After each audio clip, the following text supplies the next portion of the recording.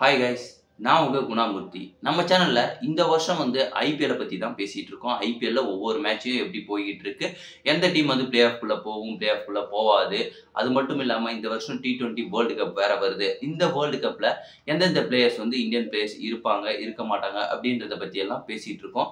But அது மட்டும் இல்லாமல் இன்னைக்கு சில சுவாரஸ்யமான விஷயத்தை எல்லாத்தையுமே பார்க்கலாம். வாங்க வீடியோக்குள்ளே போகலாம்.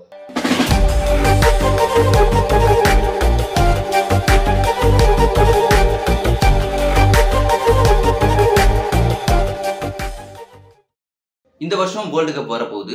சரி, ஓகே, வேர்ல்டு கப் வரப்போகுது. அப்போது மேக்ஸிமம் நிறையா பிளேயர்ஸ், மூத்த சீனியர் பிளேயர்ஸ், இர்ஃபான் பதானா இருக்கட்டும், ஜகீர் கானா இருக்கட்டும், நிறையா பேர் அவங்களோட ப்ரெடிக்ஷன் இந்த பிளேயர்ஸ் இருந்தால் டீம் நல்லா இருக்கும் அப்படின்றதுக்காக அவங்க ஒரு 15 பிளேயர்ஸ் நிறையா பேர் விட்டுருந்தாங்க. அதில் நிறையா பேர் இருந்தாங்க. பட் ஆனால் குறிப்பாக பார்க்க போனோம் அப்படின்னா இந்த வருஷம் T20 வேர்ல்டு கப்பில் இந்த பிளேயர் கண்டிப்பாக இருந்தே ஆகணும் அப்படின்ற மாதிரி தோணுது. ஆனால் 2 பேருக்கு இடையில செம போட்டி நிலவிக்கிட்டு இருக்கு. யார் அப்படின்னு பார்த்தா அதுவும் விக்கெட் கீப்பர் பொசிஷனில் தான் 2 பேருக்கு செமையான ஒரு போட்டி நிலவிக்கிட்டு இருக்குது. கிட்டத்தட்ட ஒரு வருஷமே கிரிக்கெட்டே விளையாடாத ஒரு பிளேயர் ஐபிஎல்லும் விளையாடலை. இந்த ஐபிஎல் மூலமாக மறுபடியும் ஒரு கம்பேக் கொடுத்துருக்காரு. யாருன்னு உங்களுக்கே தெரிஞ்சிருக்கும். டெல்லி கேபிட்டல்ஸ் கேப்டனான ரிஷப் பண்ட் இந்த ஐபிஎல்ல செமையான ஒரு நாக் ஆடிட்டு இருக்காரு. நான் எப்படியாவது இந்தியன் டீமுக்குள்ள மறுபடியும் இடத்த பிடிச்சிடணும் அப்படின்ற நோக்கத்தில் விளையாடிக்கிட்டு இருக்காரு. அவரோட பர்ஃபார்மன்ஸ் வேற லெவலில் இருந்திருக்கு. அது மட்டும் இல்லாமல் ராஜஸ்தான் டீமோட கேப்டன், கேரளா சொந்த ஊர் அவருக்கு, சஞ்சு சாம்சன், அவர் இந்தியன் டீம்ல உள்ள வருவார், வெளியே போவார், வருவார், ஒரு 2 மேட்ச் விளையாடுவார், ஒரு மேட்ச் அடுத்த சீரீஸ்ல அவரை எடுக்கவே மாட்டாங்க. இந்த மாதிரியே பல வருஷமா போய்கிட்டே இருந்தது. பட் இருந்த போதிலும் நான் விடவே மாட்டேன். நான் எப்படியாவது என்னோட திறமையை நான் காமிக்கிறேன், எடுக்கிறதும் எடுக்காததும் உங்க விருப்பம் அப்படின்ற மாதிரி அவர் ஸ்டேட்மெண்ட்டை தன்னோட ரன்ஸ் மூலயமா, பேட்டிங் பர்ஃபார்மன்ஸ் மூலயமா அவர் கொடுத்துட்டு இருக்காரு. ராஜஸ்தான் ராயல்ஸ்ல மற்ற டீமுக்கு எதிராக ஒவ்வொரு மேட்ச்லயும் அவர் தன்னோட பதிலடியை கொடுத்துக்கிட்டே இருக்காரு. அதன் மூலமா பார்த்தோம்னா கடைசி மேட்ச், லாஸ்ட் மேட்ச்ல எல்எஸ்ஜிக்கு எதிராக கண்டிப்பா ஜெயிச்சே ஆகணும். அது மட்டும் இல்லாம இந்த வருஷம் அவங்க தான் ஐபிஎல்ல டாப் ஆஃப் த டேபிள்ல ஒரே ஒரு மேட்ச் மட்டும் லாஸ் பண்ணி ஃபர்ஸ்ட் இடத்துல இருந்துகிட்டு இருக்காங்க. நேற்று மேட்ச்ல அவங்க முக்கியமா ஜெயிக்கிறதுக்கு காரணம் அப்படின்னா சஞ்சு சாம்சன் தாங்க.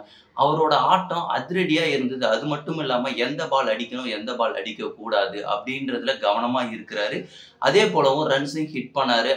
அதே போல மேட்சை வின் பண்ணதுக்கு அப்புறமா தன்னோட செலிப்ரேஷன் இது வரைக்கும் அப்படி அவர் பண்ணதே கிடையாது. அவர் அந்த வேர்ல்டு கப்ல என்னை சேர்த்துக்குங்க, நான் கண்டிப்பா இருந்தா தீருவேன் அப்படின்ற மாதிரி வெறிக்குண்டு ஆடிக்கிட்டு இருக்காரு. அவரோட ஆட்டத்தை பார்க்கும்போது எனக்கு என்ன தோணுச்சு அப்படின்னா, எனக்கு இந்த ஜெர்சி படத்தோட ஞாபகம் தான் அந்த நானி இருப்பார்ல, அவர் மேட்ச்ல ஃபர்ஸ்ட் கிரிக்கெட் விளையாடுவார். அதுக்கப்புறம் தன்னோட உடம்புல இருக்க ப்ராப்ளத்தினால கிரிக்கெட் விளையாடினா செத்துருவாங்க அப்படின்னு சொல்ற மாதிரி டாக்டர் சொல்லியிருப்பாரு. ஸோ அதனால நான் கிரிக்கெட் விளையாடலன்னு சொல்லிட்டு இருந்துட்டு இருப்பாரு. அதுக்கப்புறமா அவர் தன் பையனுக்காக அவர் போய் கிரிக்கெட் விளையாடுவார். நான் உனக்காக கிரிக்கெட் விளையாடணுமா, விளையாடுறேன்னு சொல்லிட்டு போய் விளையாட போவாரு. அப்போ அவருக்கு இந்தியன் டீம்ல வாய்ப்பு கிடைக்கிறது ரொம்பவே கஷ்டமா இருக்கும். அப்படி இருந்த போதிலும் வாய்ப்பு கிடைச்சி அவர் அந்த மேட்சை வின் பண்ணி கொடுத்துட்டு இறந்து போவார் படத்துல.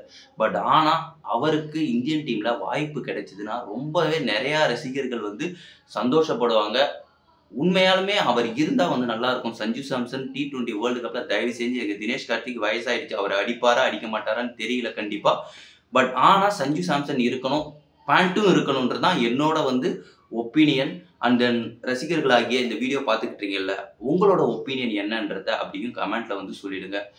ஓகே, நெக்ஸ்ட் என்னன்னு பார்த்தோம்னா, கிங்ஸ் 11 பஞ்சாப் டீம்ல ஒரு 2 பிளேயர் அற்புதமான பிளேயர் இருக்காங்க. ஒன்று அஜிஜோத் சர்மா, இன்னொன்று சஷாங்க் சிங். இந்த சஷாங்க் சிங் பிளேயரை தவறுதலா ஏலத்தில் எடுத்தாங்க. அதாவது சஷாங்க் சிங்கை ஐபிஎல் ஏலத்தின் போது கிங்ஸ் 11 பஞ்சாப் இன்னொரு வீரரை எடுத்திருக்கணும். ஒரு 19 வயசுக்குட்பட்ட சஷாங்க் சிங், அந்த பிளேயர் தான் இப்போ டெல்லி கேபிட்டல்ஸ்ல இருக்கிறாரு. அவரை இவங்க எடுத்திருக்கணும். பட் ஆனால் அவங்கள எடுக்கவே இல்லை. ஸோ அதனால அவங்க ஃபேஸ்லாம் அப்போ காமிக்க மாட்டாங்க. ஸோ அதனால அவர் தான் இவர் அப்படின்ற மாதிரி நினச்சிக்கிட்டு இவங்க எடுத்தாங்க. ஏலத்தை எடுத்து முடிச்சதுக்கு அப்புறம் தான் தெரியுது நாங்கள் தவறுதலாக எடுத்தோம்னு சொல்லிட்டு. அவர் தான் இப்போதைக்கு இந்த ஒவ்வொரு மேட்ச்லையும் பஞ்சாப் வின் பண்ணுறதுக்கு மும்பைக்கு எதிராக ஒரு சூப்பரான நாக் ஆடினாரு. அதுக்கப்புறம் கடைசியாக கேகேஆருக்கு எதிராக 261 ரன்னை சேஸ் பண்ணி ரெக்கார்டு கிரியேட் பண்ணியிருக்காங்க. சாதாரண விஷயம் கிடையாது. எந்த ஒரு T20 கிரிக்கெட் வேர்ல்டு இன்டர்நேஷனல் கெரியர்லயே வந்து பார்த்தோம்னா, ஹிஸ்டரி இது. அதுல வந்து எந்த ஒரு டீமுமே 201 ரன்ன வந்து சேஸ் பண்ணதா ரெக்கார்டு கிடையாது. நேபாள், மங்கோலியாவுக்கு எதிரா வந்து ஒரு டீம் வந்து ஹையஸ்ட் ஸ்கோர வந்து செட் பண்ணாங்க. நேபாள் டீம் வந்து 314 ரன் செட் பண்ணாங்க. அதுக்கப்புறமா வந்து பார்த்தீங்கன்னா, அதுக்கு பின்னாடி வந்து இருக்கிறது நம்ம எஸ்ஆர்எச் டீம் அடிச்சது 287. அதுக்கப்புறம் 277. அதுக்கப்புறம் ஆர்சிபி கேகேஆர் டீம் அடிச்சு 272. அதுக்கப்புறமும் மறுபடியும் எஸ்ஆர்எச்.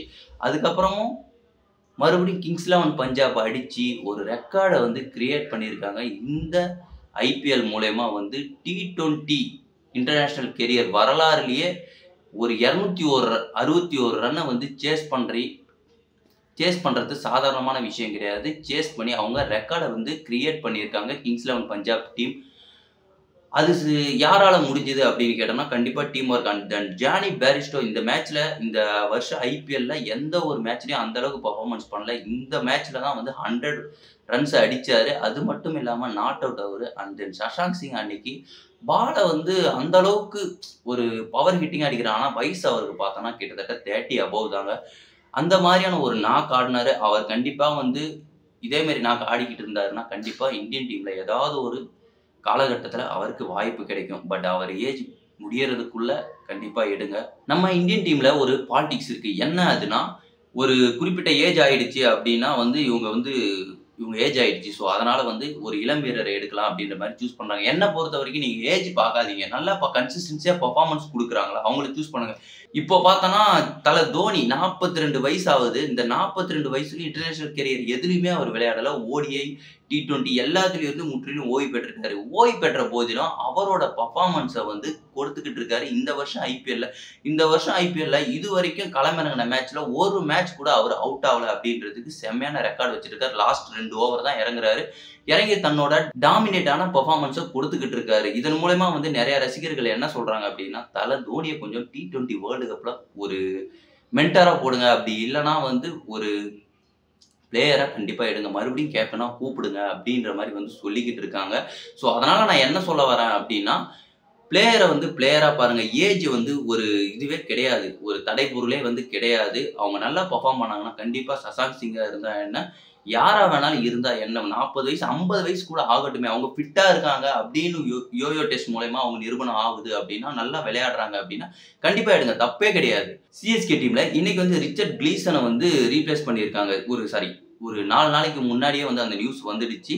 டெவான் கான்வேக்கு பதிலா வந்து இவர வந்து ரீப்ளேஸ் பண்ணியிருக்காங்க. டெவான் கான்வேக்கு வந்து அறுவை சிகிச்சை பண்ணியிருக்காங்க. ஸோ அதனால வந்து அவரால விளையாட முடியல. இந்த வருஷம் ஐபிஎல்ல சிஎஸ்கேக்காக தன்னோட பங்களிப்ப அவரால குடுக்க முடியல. இருந்த போதிலும் அவர் வந்து சிஎஸ்கே மேட்ச வந்து பார்க்கணும். நான் இங்க வந்து டைம வந்து ஸ்பெண்ட் பண்றேன் அப்படின்றதுக்காக இவர் ஒவ்வொரு சிஎஸ்கே மேட்ச்லயும் வந்து உட்கார்ந்து மேட்ச் பார்த்துக்கிட்டு இருக்காரு. இவர் ரிச்சர்ட் கிளீசன வந்து சிஎஸ்கே டீம் மேனேஜ்மெண்ட் வந்து ரீப்ளேஸ் பண்ணியிருக்காங்க டெவான் கான்வேக்காக. இவர் வந்து பார்த்தோம் அப்படின்னா, இவரோட ஸ்பெஷாலிட்டி எப்படின்னா, இவர் எப்ப டெபியூட் ஆனாருன்னா, கிட்டத்தட்ட 30+ ஏஜ் தான் ஆகுது இவருக்கு. இவர் வந்து ஃபர்ஸ்ட் மேட்ச் வந்து இங்கிலாந்து வெர்சஸ் இந்தியா டீம் கூட வந்து விளையாடினாரு. ஃபர்ஸ்ட் 3 விக்கெட்ஸ் யாரு தெரியுமா? ரோஹித் சர்மா, விராட் கோலி, ரிஷப் பண்ட் இப்படி இன்டர்நேஷனல் கெரியர் பிளேயர்ஸ வந்து 3 விக்கெட்டையும் எடுத்து அசைத்திருக்காரு. இவர் வந்து சிஎஸ்கே மேட்ச்க்கும் இன்னைக்கு எஸ்ஆர்எச்க்கும் மேட்ச் நடக்குது. சிஎஸ்கே அண்ட் எஸ்ஆர்எச்க்கு மேட்ச் நடக்குது. இந்த மேட்ச்ல இவரோட கான்ட்ரிபியூஷன் கண்டிப்பா இருக்கும் அப்படின்ற மாரி எனக்கு தோணுது. கண்டிப்பா அவர் இதுக்கப்புறம் வர மேட்ச்ல எல்லாத்துலயும் விளையாடுவாரு அப்படின்ற மாரி தான் தோணுது. ஏன்னா முஸ்தபிர் ரஹ்மான் அவர் வந்து இப்போ வரப்போற T20 வேர்ல்டு கப்புக்காக அவரோட கண்ட்ரிக்கு போறாரு அப்படின்ற மாரி நியூஸ் வருது. இந்த மாசம் ஏப்ரல் மந்த் வரைக்கும் தான் அவர் விளையாடுவாரு. முக்கியமான கட்டம் ஏப்ரல் முடிஞ்சுது அப்படின்னா, அப்போதான் வந்து பிளே ஆஃப் ஃபைனல்ஸ் வந்து கண்டிப்பா இருக்கு. ஒருவேளை சிஎஸ்கே டீம் கண்டிப்பா பிளே ஆஃப் போகும். பிளே ஆஃப் போச்சு அப்படின்னா, அந்த கட்டத்துல வந்து ஒரு பவுலர் வேணும் அப்படின்னா, கண்டிப்பா ரிச்சர்ட் கிளீசன் வந்து கண்டிப்பா வந்து ஒரு இம்பாக்ட் பவுலரா வந்து இருப்பாரு சிஎஸ்கே டீமுக்காக அப்படின்றதுல ஒரு மாற்று கருத்து கண்டிப்பா கிடையவே கிடையாது. அவர் கண்டிப்பா தன்னோட பெர்ஃபார்மன்ஸ குடுப்பாரு அப்படின்றதுல எந்த ஒரு ஆட்சேபனமும் கிடையாது. நீங்க இத பத்தி என்ன நினைக்கிறீங்க அப்படின்றத கமெண்ட்ல சொல்லுங்க. நம்ம மீண்டும் வந்து இன்னொரு வீடியோல வந்து சந்திப்போம். பாய்.